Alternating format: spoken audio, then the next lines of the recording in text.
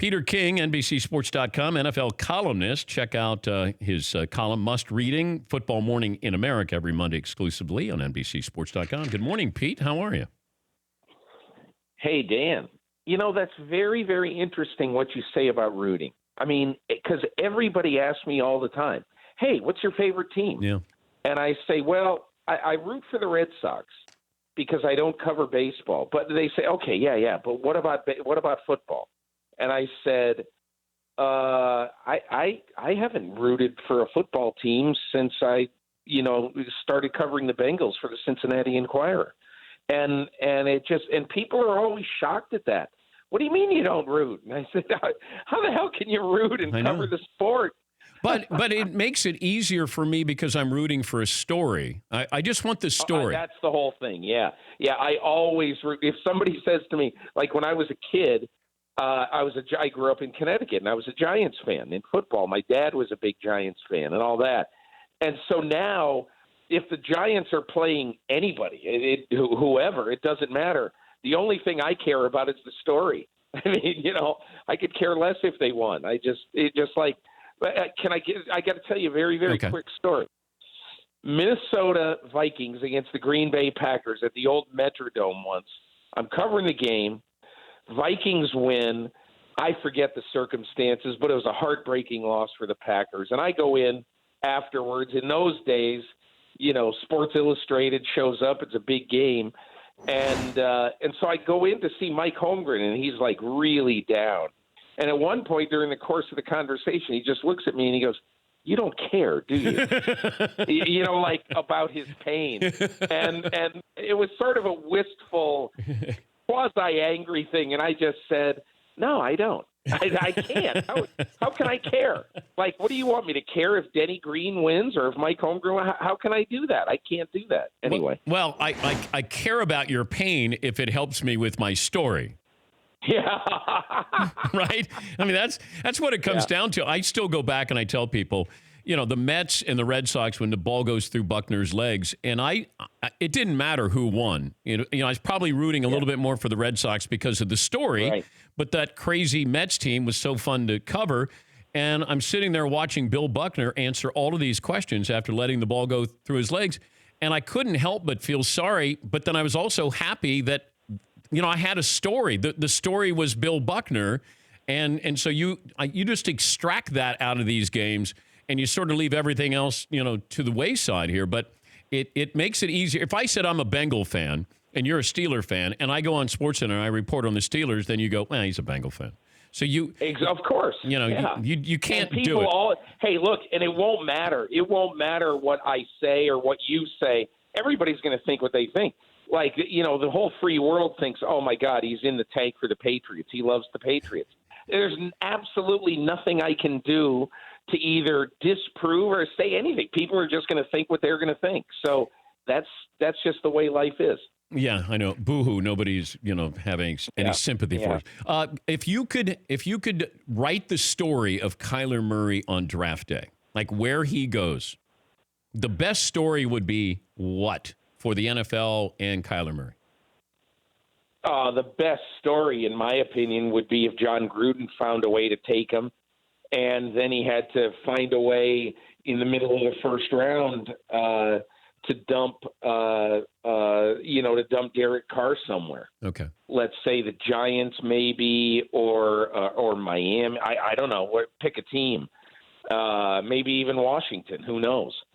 But that would be the best story because it would create the most mayhem. I think most people now, there's not enough attachment of any sort other than to sort of chortle at Charlie Casserly. There's not enough attachment of any sort about Kyler Murray and Josh Rosen and the Arizona Cardinals. It's sort of what everybody thinks is a 60% chance of happening. So, but the fun thing would be if Gruden said, I got to have this guy, I got to have my flavor of the month. And then he had to try to find a market for Derek Carr in 15 minutes. Now, that would be fun. All right. Le'Veon Bell. It feels like we're not as interested where he's going as to how much he's going to make because he left $15 million. So Great point. How many teams do you think are truly involved, and is Le'Veon Bell going to make up for what he left on the table? I'll tell you why I think this is taking so long. And I might be wrong about this, okay? But I'll tell you why I think it's taken so long. I think this is just my gut feeling.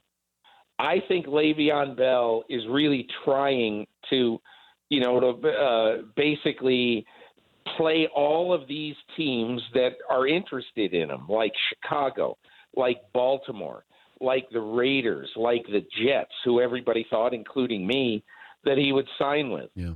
But I think one of the reasons right now is that he is trying to, because he's got to get a contract that's going to pay him. I mean, it's not, if he's the highest paid running back in football, I think everybody sort of expects that that's going to happen. That's not a very high bar. That's like the highest paid guard. It's just not a very high bar right now.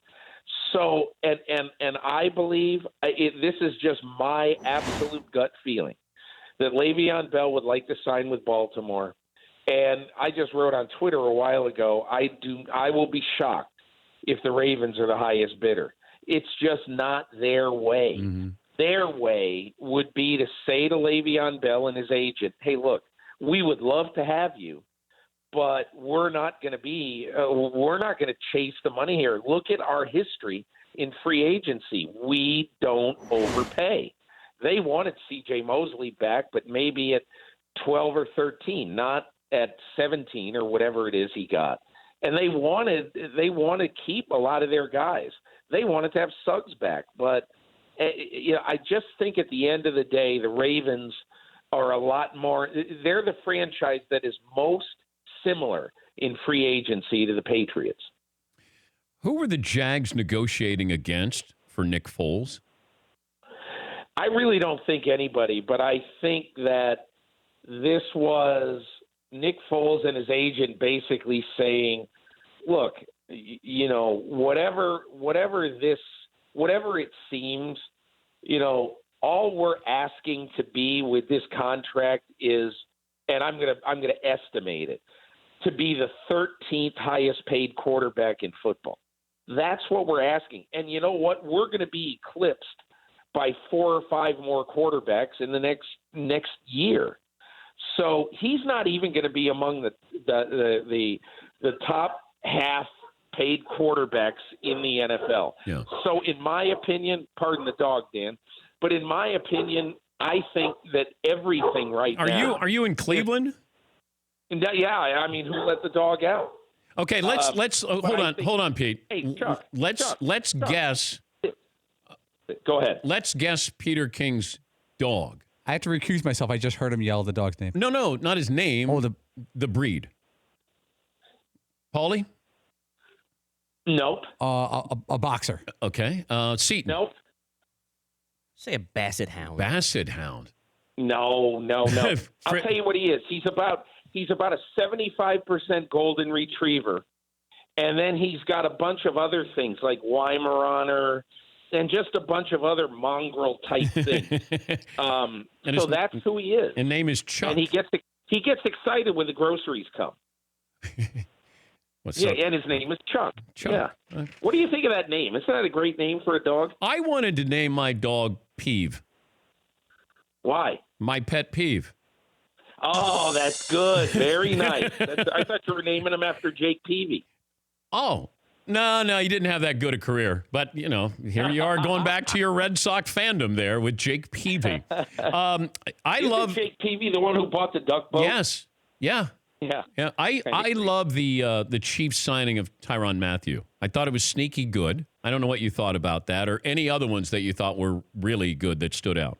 I mean, here, you know what stands out to me right now? Like if you look at the teams that have signed safeties now, most notably, Washington, Kansas City, Houston with Tayshaun Gibson, and Chicago with Adrian Amos today. You know what that says to me? That Earl Thomas played his market too high. Yeah. And, Earl Thomas ought to be signed right now. And I think Earl Thomas ends up in a place, maybe Dallas, I don't know, but Earl Thomas ends up in a place for less money than he thought he was going to make. Yeah, the whole safety thing is interesting. And Washington, I don't know what Washington's doing. I mean, Landon Collins is a nice player, but if the Giants are letting him walk, Washington takes him. Feels like they got other things to worry about there. And but here's the thing about Washington. Look at the teams that have spent $1 jillion right now. Okay, they're all teams that were below 500, didn't make the playoffs, and have a quasi-desperate reason to be spending money. Green Bay, Aaron Rodgers, 35 years old. How many more years do you have of Aaron Rodgers in his prime? You've got to try to get a decent defense with a couple of edge rushers so that you have a chance. That's one team. The Jets. The Jets have been chasing the Patriots for all of Tom Brady's career. Once or twice they've caught him, but they've never passed him. And then Washington. I mean, look at the problems right now that Dan Snyder has, Dan. He's trying to get a new stadium built to replace a stadium that is not obsolete. He's got fans who are abandoning his team in droves.